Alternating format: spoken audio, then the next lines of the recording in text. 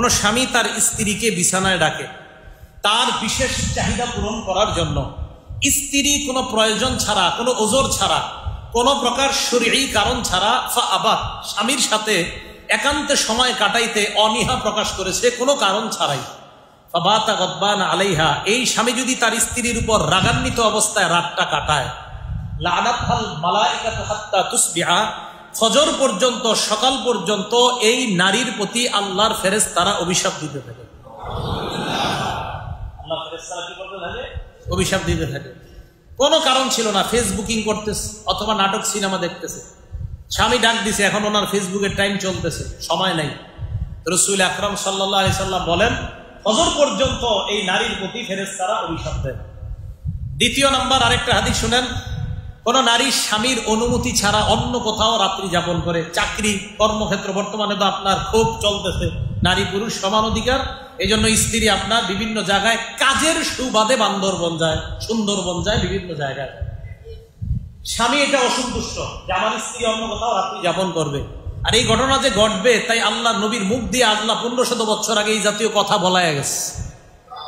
সহিহ বুখারী হাদিস number 5194 number হাদিস। এই হাদিসের বর্ণনাকারীও আবু হুরায়রা রাদিয়াল্লাহু তাআলা আনহু, তিনি বলেন রাসূল আকরাম সাল্লাল্লাহু আলাইহি সাল্লাম বলেন, ইযা বাতাতিল মারআতু মুহাজিরাতান ফিরাশা যাওজিহা, কোন স্ত্রী যদি স্বামীর বিছানা ছাড়া অন্যত্র রাত্রি যাপন করে, এতে স্বামী অসন্তুষ্ট, স্বামী এটা চায় না, লাআনাতহাল মালাইকাতু হাত্তা তারজিআ, স্ত্রী যতদিন স্বামীর কাছে না আসবে ততদিন পর্যন্ত ফেরেশতারা তাকে অভিশাপ দিতে থাকে। বলেন তো এই দুই হাদিসে কাদের অভিশাপ পড়তেছে? স্ত্রীর উপর, ফেরেশতা। এবার একটা হাদিস শুনেন, এই হাদিসে আল্লাহ নারীর উপর রাগান্বিত হয়ে যায়, বিবির উপর রাগান্বিত হয়। সহিহ মুসলিম হাদিস নাম্বার 1436 নাম্বার হাদিস, মোট হাদিস সংখ্যা হবে 3033 আন্তর্জাতিক নাম্বার। এই হাদিসের মধ্যে বর্ণনাকারী আবু হুরায়রা রাদিয়াল্লাহু তাআলা, তিনি বলেন, মা মিন রাজুলিন ইয়াদউ ইমরাআতাহু ইলা ফিরাশিহা, কোন স্বামী যখন তার স্ত্রীকে বিছানায় ডাকে প্রয়োজন পুরা করার জন্য, ফাতাবা, ওই নারী কোনো কারণ ছাড়া অস্বীকার করে বসে, কোনো কারণ ছাড়া